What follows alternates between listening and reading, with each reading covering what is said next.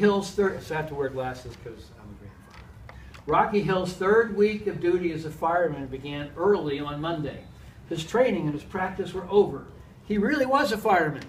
At the station, he checked in at the radio desk and he walked by the chief's office.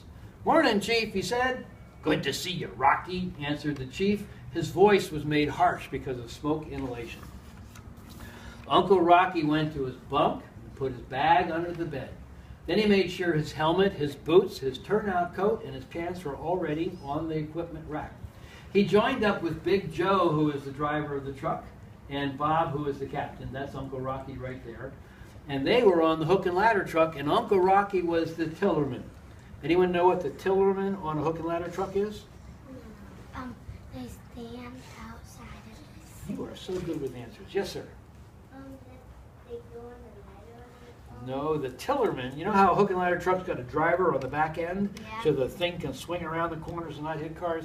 The tillerman is the man who drives, or the lady who drives, the back of the hook and ladder truck. Uncle Rocky is the tillerman. The three had just finished talking to the crew that was going off duty and were having coffee in the kitchen upstairs when, what's that say? Clang, clang, clang, clang, clang, clang, clang, clang, clang, clang. Stand up, everybody. Clang, clang, clang, clang, clang. Uncle Rocky, Bob, and Big Joe ran to the pole, and they slid down to the dressing racks that were waiting there below. Rocky put his feet through his turnout boots, pants and into his boots, first the right foot, and then the left foot. And he pulled his turnout pants up. He put the suspender straps over his shoulder, first the right strap, and then the left strap. His turnout coat came next. He put his right arm up, and his left arm up. And then he snapped the snaps up the front. Snap, snap, snap, snap, snap. Then he grabbed the helmet off the rack, put it on his head, pulled down the face shield, and you're done with that page. Strike the pose, fully dressed and ready for any fire. He scrambled to his position at the back end of the hook and ladder truck. Big Joe started the truck. Rum, rum, rum. Bob flipped on the lights. He flicked on the siren. And then Big Joe tested the air horn. Oh, that's disgusting. The chief told Big Joe the alarm came from Ingleside Road. The light outside the station turned red. Traffic stopped. The big doors swung open. And they went racing out of the station on the road to the fire. Sit down. Yes, wait for that. They roared up Bel Air Road, across Northern Parkway, up Hartford Road, and made a left onto Ingleside. And of course, Uncle Rocky steered perfectly because he's Uncle Rocky.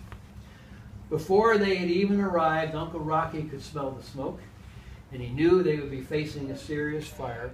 People needed his help, and he was ready. Bob pulled the truck to a stop in front of a two-story house. Smoke and flames were pouring out of the second-story windows. A young lady rushed up to them crying, my baby, save my baby, she's still inside." Uncle Rocky, Bob, and Big Joe sprang into action. "No ladder," shouted Bob. "We'll fight this inside. Big Joe, take a hose through the front door. Rocky, you go for the baby." Big Joe put on his oxygen tank. He grabbed a hose and he ran toward the house. Bob hooked the main hose to the fire hydrant. Uncle Rocky started the pumps. Big Joe went in the front door and bounded up the stairs. At the top, he saw the smoke and he felt the flames, and he braced himself to fight the fire. He pulled the lever on the fire hose nozzle, and the water came out. My 4-year-old loves to do that. I won't make the second graders do that. He pointed the water stream at the ceiling first.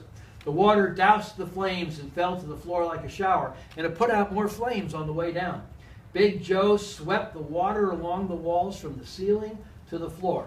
The hallway fire was soon under control. Outside, Uncle Rocky put on his oxygen tank, and he faced the frantic young woman. Uncle Rocky's heart pounded with the urgency of the situation. "I'll get your baby, ma'am. Where is she?" "On the second floor, in the back bedroom. She's taking a nap. Please save her," she pleaded. Uncle Rocky patted her on the arm, and he sprinted for the door of the house. He took the steps 2 at a time. Upstairs, the smoke was still very thick. He brushed past Big Joe, who was going into the front bedroom. Uncle Rocky dropped to the floor where the smoke was thinner, and he looked for the back bedroom. With relief, he noticed that the flames had stayed in the front of the house, so the baby wasn't in danger for the flames, but the smoke. That was another story. Got to get her quickly, he thought. Big Joe in the front bedroom put the nozzle on spray and he moved into the front bedroom. He stuck the nozzle through the doorway. The wide spray instantly reduced the intensity of the fire in the room. Big Joe advanced inside and he repeated the same method he'd used in the hallway. He attacked the fire on the ceiling. He worked his way down the walls. Uncle Rocky, meanwhile, crawled into the first bedroom on the left and he noticed a twin bed. Oh, wrong room. Quickly he backed out and he crawled in the next room. He noticed baby toys on the floor. Oh, this must be it. Crawling through the room, he felt the legs of a crib. He reached into it and he touched the baby. The baby did not move. Uncle Rocky picked up the baby, covered her with his arms, and held her close to his chest in his turnout coat. He raced through the hallway and down the stairs to the fresh air. Uncle Rocky was worried the baby still had not moved. Outside, the young lady tried to run up to Uncle Rocky, but Bob kept her back until Rocky could examine the baby. Uncle Rocky opened his arms. He looked at the baby, and he gave a big sigh of relief. He smiled. He walked over to the mother and gently placed the baby in her arms. She smiled and started to cry. Her daughter was sound asleep. She didn't even know she'd been in a fire. The mother looked at Uncle Rocky with tears in her eyes and said, "Thank you. Thank you for saving my baby. Thank God you came in time." Uncle Rocky felt good. He also thanked God. This is why he had become a firefighter.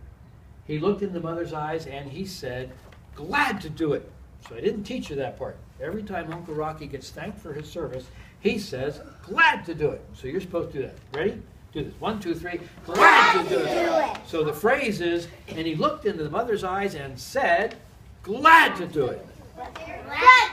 Glad to do it. Thank you. You are a wonderful